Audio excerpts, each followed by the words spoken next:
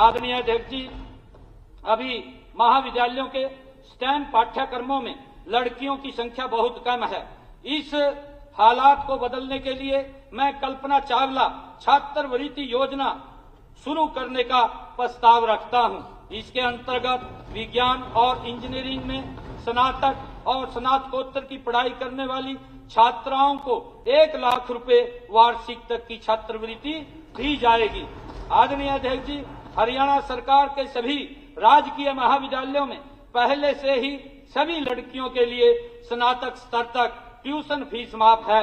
मेरे ध्यान में लाया गया कि कुछ राजकीय महाविद्यालयों के प्रांगण में स्थित महाविद्यालयों में ऐसा नहीं है। ऐसे महाविद्यालयों में बीएससी कोर्सेज में पढ़ रही उन लड़कियों की ट्यूशन फीस माफ करने का मैं प्रस्ताव रखता हूं, जिनके परिवारों की वार्षिक आय 3 लाख रुपए से कम है। आदरणीय अध्यक्ष जी, अभी महाविद्यालयों के स्टेम पाठ्यक्रमों में लड़कियों की संख्या बहुत कम है। इस हालात को बदलने के लिए मैं कल्पना चावला छात्रवृत्ति योजना शुरू करने का प्रस्ताव रखता हूं। इसके अंतर्गत विज्ञान और इंजीनियरिंग में स्नातक और स्नातकोत्तर की पढ़ाई करने वाली छात्राओं को 1 लाख रुपए वार्षिक तक की छात्रवृत्ति दी जाएगी।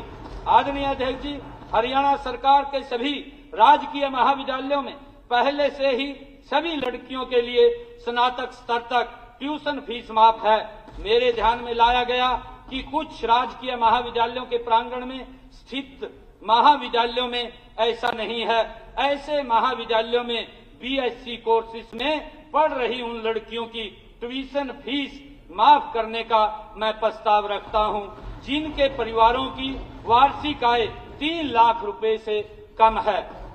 आदरणीय अध्यक्ष जी, अभी महाविद्यालयों के स्टेम पाठ्यक्रमों में लड़कियों की संख्या बहुत कम है। इस हालात को बदलने के लिए मैं कल्पना चावला छात्रवृत्ति योजना शुरू करने का प्रस्ताव रखता हूं।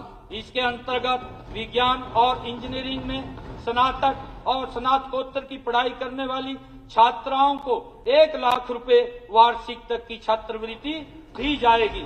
आदरणीय अध्यक्ष जी, हरियाणा सरकार के सभी राजकीय महाविद्यालयों में पहले से ही सभी लड़कियों के लिए स्नातक स्तर तक ट्यूशन फीस माफ है। मेरे ध्यान में लाया गया कि कुछ राजकीय महाविद्यालयों के प्रांगण में स्थित महाविद्यालयों में ऐसा नहीं है।